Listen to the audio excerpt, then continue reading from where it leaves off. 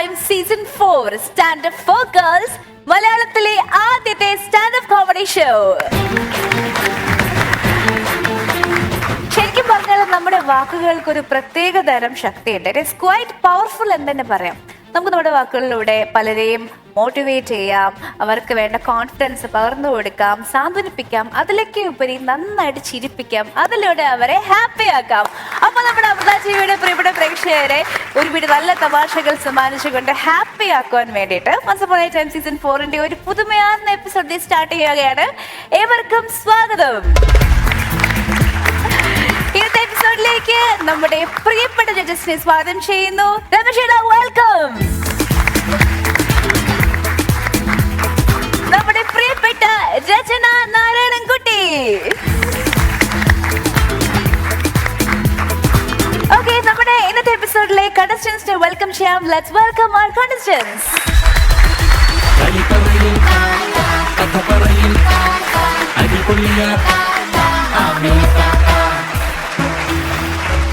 ഞാൻ തത്തനല്ലേ വിളിച്ച, മത്സരാർത്ഥികളെ വിളിച്ചേ. എനിക്ക് അങ്ങനെ മത്സരത്തിനോട് വലിയ ആർത്തിയൊന്നുമില്ല. ഓ, മത്സരിക്കാൻ നിങ്ങൾ കുറഞ്ഞ് ജയിക്കും. ഓ, നന്ദ, ഞാൻ ജയിച്ചു കാണിച്ചു തരാം. അങ്ങനെ നിങ്ങൾ ആങ്കർ ചെയ്തേ കേക്കട്ടെ. നീ തലയിരിക്കുമ്പോ ബാലാടണ്ട, മനസ്സിലായ? ഞാൻ ആങ്കർ ചെയ്യാം. ഈ ആങ്കറിക്ക് എന്നൊക്കെ വിളിയായിരിക്കണ വലിയ കാര്യമാണെന്നാണ്. കേറി വാടി മക്കളെ.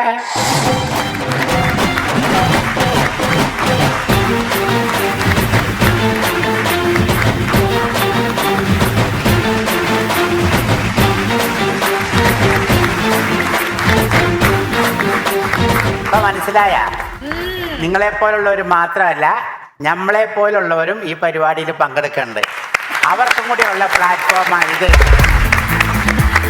ഓക്കേ, അപ്പോ നമ്മോടൊപ്പം ഉള്ളത് അശ്വതി, ഒപ്പം രാജമ്മ കൃഷ്ണൻ. നമസ്കാരം. നമസ്കാരമുണ്ട്. താത്ത ഒന്ന് വിളിച്ചപ്പോഴേ ഞാൻ ഇങ്ങനെ രണ്ടുപേരെ അല്ല പ്രതീക്ഷിച്ചത്. അത് ഗംഭീരമായി. വെൽക്കം. ഞങ്ങൾക്ക് വലിയ സന്തോഷം നിങ്ങൾ ഞങ്ങളുടെ പരിപാടിയിലൊക്കെ പങ്കെടുക്കാൻ വന്നതിന്. ഞങ്ങൾക്ക് ഒത്തിരി സന്തോഷമായി. ആരാ പറഞ്ഞ കോമഡി പരിപാടിക്ക് വരാൻ? ആരാ പ്രോത്സാഹിപ്പിച്ചു വിട്ടത്?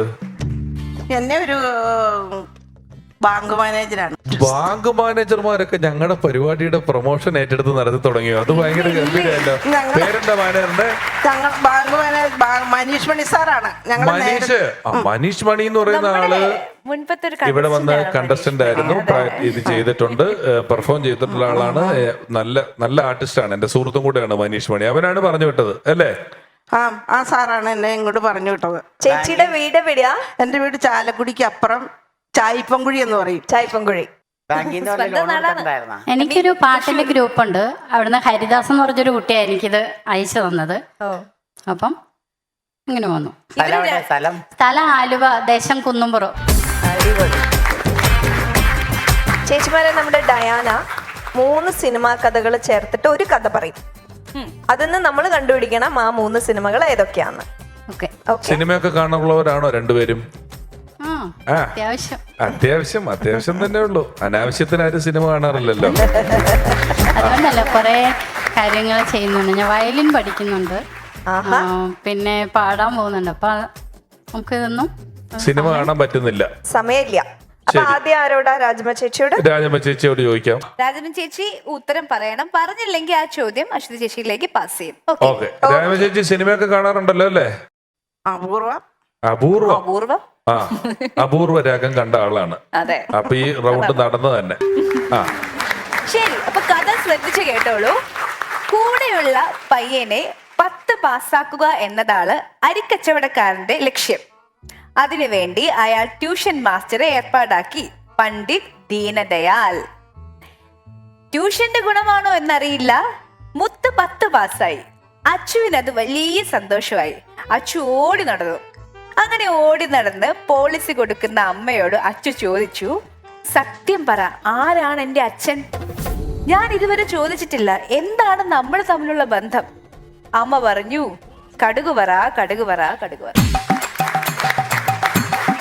എനിക്ക് പറയാൻ പറ്റോ? അവസരം തരാം, ഇവരുടെ ചാൻസ് കഴിഞ്ഞിട്ട്. രാജമ്മ ചേച്ചി ഓർത്തെടുത്തോളൂ. 2 സെക്കൻഡ് തരാം. അരിക്കച്ചവടക്കാരൻ മുത്ത് 10 പാസ്സാകുന്നു. അമരം. അമരം അല്ലേ? ആ, ഉത്തരങ്ങളിൽ 1. അടുത്തത് പിന്നെ അമ്മ പറയുന്നു കടുകുവറ. അവിടെ കിട്ടിയോ? കിട്ടിയല്ലേ? വെയിറ്റ്, അങ്ങോട്ടേക്ക് വരാം.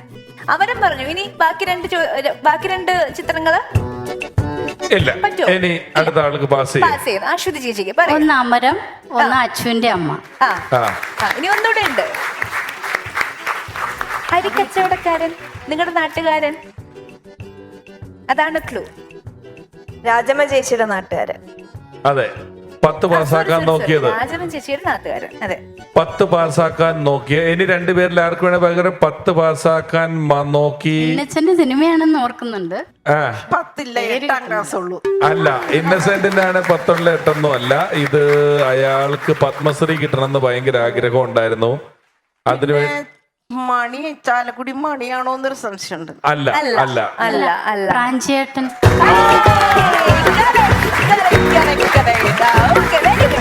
മൂന്ന് ചിത്രങ്ങളിലെ 2 ചിത്രങ്ങൾ കറക്റ്റ് ആയിട്ട് പറഞ്ഞോട്ടെ. ഒന്നും പറഞ്ഞോട്ടെ. ആദ്യം പറഞ്ഞ ചേച്ചിയാണ്. Very good. അപ്പോ ഇന്ന് ആദ്യം പെർഫോം ചെയ്യുന്നത് അശ്വതി ചേച്ചിയാണ്. സെറ്റല്ലേ? ശരിയാ. അപ്പം അശ്വതി ചേച്ചി അല്ലേ? ഞാൻ ചേച്ചിന്ന് വിളിച്ചു കഴിഞ്ഞാൽ തല്ലു എന്നെ. ഇല്ല. എല്ലാവരും ചേച്ചിന്ന് വിളിക്കുന്ന എനിക്കിഷ്ടം. എല്ലാരും ചേച്ചിന്ന് വിളിക്കുന്ന ഇഷ്ടം. ആ ശരി, കെട്ടിയോനും ചേച്ചിന്നാ വിളിക്കണേ.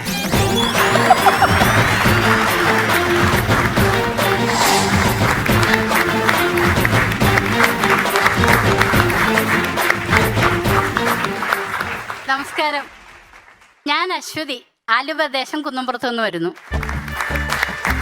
നമ്മുടെയൊക്കെ ജീവിതത്തിൽ പരസ്യത്തിന് വലിയൊരു പ്രാധാന്യമുണ്ട്. കാരണം ഇപ്പം കൗബീരം മുതൽ കർച്ചീഫ് വരെ പരസ്യത്തിലൂടെ വിറ്റഴിക്കുന്ന കാലമാണ്.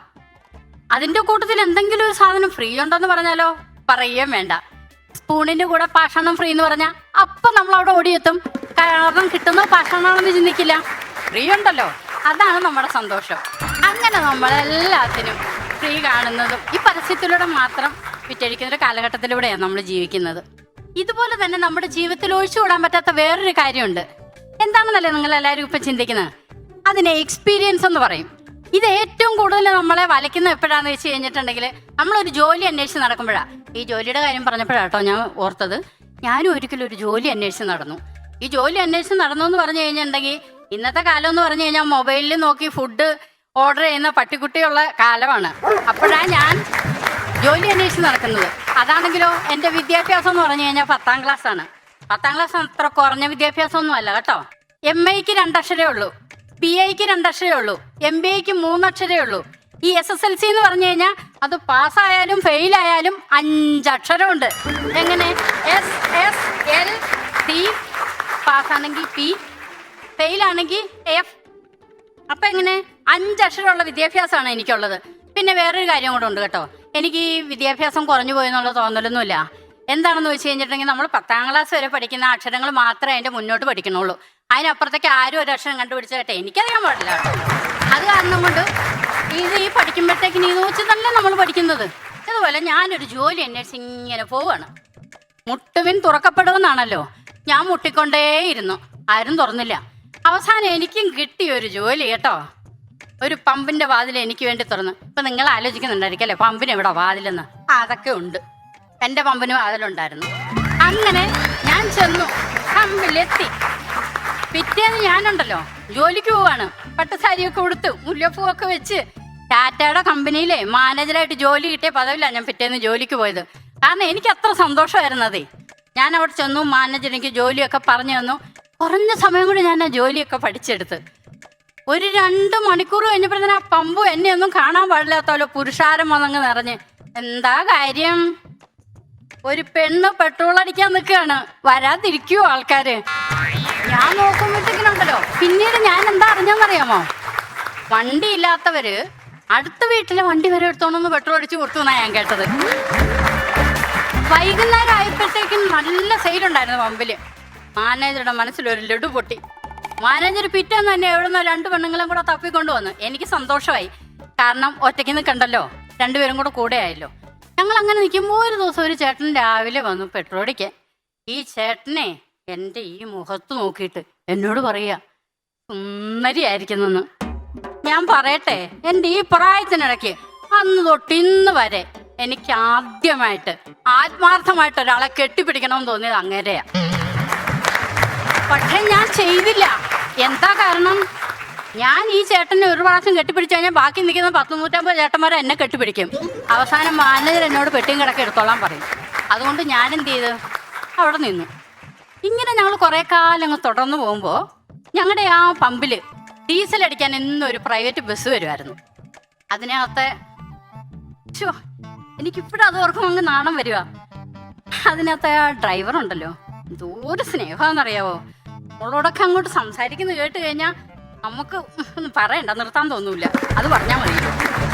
പക്ഷേ അതിന് നേരെ വിരുദ്ധമായിട്ടൊരു കണ്ടക്ടർ. ഞാൻ പലപ്പോഴും ആലോചിച്ചിട്ടുണ്ട്, ഇങ്ങേരെന്താ എന്ന് ചൊറിയണാണോ കറി വെച്ച് കൂട്ടുന്നതെന്ന്. അമ്മ അതിൽ ഉറച്ചില്ലാന്ന് അങ്ങേർക്ക്. അത് മാത്രമോ, എന്നെ കണ്ടു കഴിഞ്ഞാലുണ്ടല്ലോ അങ്ങേർക്ക് ചെകുത്താൻ കുരിശ് കാണുന്ന പോലെ എന്നൊക്കെ പറയില്ലേ, അതേമാതിരിയാണെന്ന്. ഈ പുള്ളിയുടെ മട്ടും ഭാവമൊക്കെ കണ്ടാലേ ഞാൻ അങ്ങേരുടെ സ്വത്തും മൂലമൊക്കെ എൻ്റെ കള്ള ഉപ്പിട്ട് വാങ്ങിച്ച പോലെയാ. ഇത് കുറേ കാലം ഇങ്ങനെ തുടർന്നു കേട്ടോ. അപ്പം എൻ്റെ മനസ്സിലൊരു തോന്നലുണ്ടായി, ഇങ്ങേർക്ക് മാത്രമല്ല ദേഷ്യം, എന്താ ഇങ്ങേർക്ക് പഞ്ചായത്തിൽ നിന്ന് എഴുതി കൊടുത്തിരിക്കുകയാണ് ദേഷ്യം. എനിക്കെന്താ ദേഷ്യം വന്നാൽ കൊള്ളൂലേ.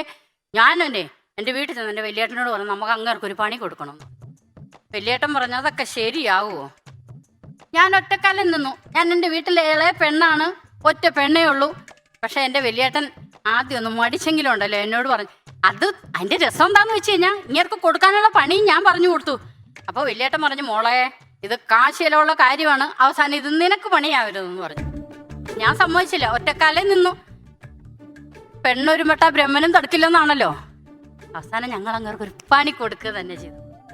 ഒരു 8ന്റെ പണിയല്ല, 18ന്റെ പണിയല്ല, ഒരു 28ന്റെ പണി തന്നെ ഞങ്ങൾ അങ്ങേർക്ക് കൊടുത്തു. ഇപ്പം അങ്ങേരെ എന്നെ കണ്ടു കഴിഞ്ഞാൽ ഉണ്ടല്ലോ മോളേന്ന് മാത്രമേ വിളിക്കുള്ളൂ. അതിൻ്റെ മുമ്പിൽ അങ്ങേരെ എന്തെങ്കിലും വിളിക്കുന്നുണ്ടോ എന്നുള്ളത് ഇപ്പോഴും എനിക്കറിയില്ല കേട്ടോ. പക്ഷെ മോളേന്നേ വിളിക്കുന്നു, ഞാൻ കേൾക്കുന്ന അത് മാത്രമേ ഉള്ളൂ.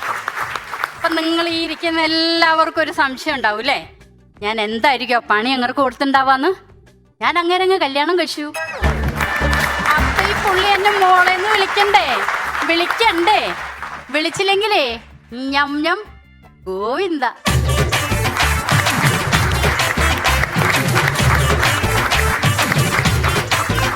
അശ്വതി ചേച്ചി എന്ത് രസമായിരുന്നു, സൂപ്പർ ആയിരുന്നു കേട്ടോ. Thank you. നല്ല രസം ഉണ്ടായിരുന്നു, നല്ല രസമായിട്ട് അത് നറേറ്റ് ചെയ്തു.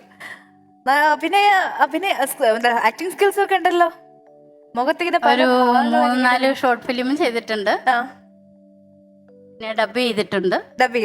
ഡബിങ് ആർട്ടിസ്റ്റ് കൂടിയാണ്. ഷോർട്ട് ഫിലിമിനാണ് ആ. എല്ലാം ചെയ്തിട്ടുണ്ട്. അടിപൊളി, മിടുക്കി. ഓക്കെ ചേട്ടാ. അശ്വതി ചേച്ചി എന്തോ എവിടായിരുന്നു ഇത്രയും നാള്? ഇവിടെ ഇത്രയും സീസണുകളൊക്കെ ഞങ്ങൾ നടത്തിക്കൊണ്ട് പോയതല്ലേ. എത്ര വിളിച്ചു, എന്തെല്ലാം പണി കാണിച്ചു, എന്നിട്ട് എന്ത് വരാഞ്ഞത്? ഞാൻ കേട്ടില്ലായിരുന്നു. ജോലി അന്വേഷിക്കല്ലായിരുന്നോ? ഇങ്ങനെയൊക്കെ ജോലി അന്വേഷിക്കായിരുന്നു. ഇതിനേക്കാൾ ഉറക്കെ എങ്ങനെ വിളിക്കും? ആ ജോലിയൊക്കെ അന്വേഷിച്ച സമയത്ത് ഇവിടെ വന്ന് നേരത്തെ കാലത്ത് 2 തമാശ പറഞ്ഞിരുന്നെങ്കിൽ കഴിഞ്ഞ സീസണിന്റെ പ്രൈസ് അടിച്ചുകൊണ്ട് പോകാൻ പറ്റിയ ഒരാളാണല്ലോ എനിക്ക് ഒത്തിരി സന്തോഷമുണ്ട്. ആ ഗംഭീരമായി കേട്ടോ, അതിഗംഭീരമായി. Thank you. പിന്നെ ഒന്നത് 2 നിങ്ങളേക്ക് പരിപാടിക്ക് വരാൻ സമയം കണ്ടെത്തുന്നു, വരുന്നു, അതിന് പരിശീലിക്കുന്നു, ഇത്രയും നേരം കാണാപ്പാഠം പഠിച്ചത് പറയുന്നു, അതിനെ കൊണ്ട് നമ്മൾ കെട്ടുമെന്ന് പറയും. ആ ഒരു തമാശയെ വളർത്തി വലുതാക്കി കൊണ്ടുപോയി അതിന്റെ ക്ലൈമാക്സ് കറക്റ്റ് മീറ്ററിൽ കൊണ്ട് വിളമ്പുക എന്നൊക്കെ പറയുന്നത് അതിഗംഭീരമായിട്ട് ചെയ്തു. ആ പെട്രോൾ പമ്പിലെ ജോലിയും ആ ബസ്സും ഒക്കെ ഞങ്ങൾക്ക് മനസ്സിൽ കാണാൻ പറ്റുന്നുണ്ടായിരുന്നു. അത്രയും ഗംഭീരമായിട്ടാണ് അവതരിപ്പിച്ചത്. എനിക്കങ്ങനെ വേറെ എന്തെങ്കിലും വലിയ കാര്യമായ കുഴപ്പങ്ങളൊന്നും ഉള്ളതുപോലെ തോന്നിയില്ല. കൂടുതൽ ചെയ്യാൻ ഇനിയും പറ്റട്ടെ. ഗംഭീരമായി കേട്ടോ. അശ്വതി ചേച്ചി, എന്തോ ചേച്ചിയെ ഞാൻ ഇങ്ങ് എടുക്കുക. ചേച്ചി വളരെ സന്തോഷം കേട്ടോ. പിഷു പറഞ്ഞ പോലെ ഇങ്ങനത്തെ പെർഫോമൻസസ് വരുമ്പോൾ നമുക്ക് കുറേ കൈയടിച്ചില്ലെങ്കിലും അല്ലെങ്കിൽ കുറേ പുറത്തേക്ക് ചിരിച്ചില്ലെങ്കിലും ഉള്ളിലുണ്ടാക്കുന്ന ചില ചിരികളുണ്ടല്ലോ, ഞങ്ങൾക്കത് പിക്ചറൈസ് ചെയ്യാൻ പറ്റി. അതുപോലെ ചേച്ചിയുടെ ഫ്ലുവൻസി ആണ് ചേച്ചിയുടെ ഏറ്റവും വലിയ പ്ലസ് പോയിന്റ്. Thank you. അത് അതുപോലെ തന്നെ പോട്ടെ. നല്ല സുന്ദരിയാണ് കേട്ടോ ചേച്ചി. All the best. സന്തോഷം. ഉമ്മ. സുന്ദരിയാണ്, പിന്നെ പ്രസന്റ് ചെയ്യുമ്പോഴത്തേക്കും ഭയങ്കര ക്യൂട്ടായിട്ട്. ക്യൂട്ടാണ് അല്ലേ? അതെ. അത് എന്താ പറയാ, ഒരു നന്മ, ഉള്ളിലുള്ള നന്മ പുറത്തേക്ക് അറിയാണ്ടായിരുന്നു. ചേച്ചി എന്താണ്, ചേച്ചി എന്ന കലാകാരി മാത്രല്ല ഒരു വ്യക്തി എന്താന്നുള്ളത് ശരിക്കും ഞങ്ങൾക്ക് മനസ്സിലാക്കാൻ പറ്റുന്നുണ്ടായിരുന്നു. അതിന് എല്ലാ പ്രാർത്ഥനകളും അങ്ങനെ തന്നെ ഉണ്ടാവട്ടെ. എല്ലാ പ്രാർത്ഥനകളും ഇനി ഇനി നല്ല വിഷയങ്ങളായിട്ട് വരാൻ പറ്റട്ടെ. അയ്യോ കരയല്ലേ? പണി കൊടുത്ത ആളിപ്പോ ഇവിടെ ഉണ്ട്. പണി കൊടുത്ത ആള് കൂട്ടത്തിൽ തന്നെ ഉണ്ട്. കൂട്ടത്തിൽ തന്നെ ഉണ്ട്. ഇവിടെ വന്നിട്ടുണ്ടോ? ഇല്ല. ഇല്ല. ഓൾ ദി ബെസ്റ്റ് പറഞ്ഞ് പോയി വിജയിച്ചിട്ട്. എങ്ങനെയുണ്ട് ഞാൻ കൊണ്ടുവന്ന ആളെങ്ങനെയുണ്ട്? അയ്യടാ. അടിപൊളിയല്ലേ? താത്ത ഇനി ആൾക്കാരെ കൊണ്ടുവരണം കേട്ടോ, ഇങ്ങനെ താക്കാരെ കൊണ്ടുവരണം. അതാണ് ഞാൻ പറഞ്ഞില്ലേ, നമ്മൾ അങ്ങനത്തെ പണിക്കാരെ കൊണ്ടുവരുള്ളൂ. അതാണ്. പിന്നെ ഒരു കാര്യമുണ്ട്, ആ പമ്പിന്ന് പറഞ്ഞു വിട്ടു, ജോലിന്ന് പറഞ്ഞു വിട്ടു. കാരണം എന്താണെന്നറിയാമോ? എന്താ? ഒരു ഓട്ടോറിക്ഷക്കാരൻ പറഞ്ഞ് 200 രൂപയ്ക്ക് ഫുൾ ടാങ്ക് അടിച്ചോളാൻ പറഞ്ഞു. പുള്ളിക്കാരത്തി ഫുൾ ടാങ്ക് അടിച്ചു കൊടുത്തു. അപ്പൊ തന്നെ പറഞ്ഞു വിട്ടു. ഞാൻ വിചാരിച്ചോ, കണ്ട് അവിടെ നിന്നപ്പോഴേ മൈക്കൊക്കെ കാണിച്ചപ്പോ എനിക്ക് തോന്നി ഇത് ഇത്തിരി പേടിയുള്ള കൂട്ടത്തിലാണെന്ന്. ഒരു പേടിയില്ലാന്ന് മനസ്സിലായിട്ടാ. അടിപൊളിയാ. Thank you.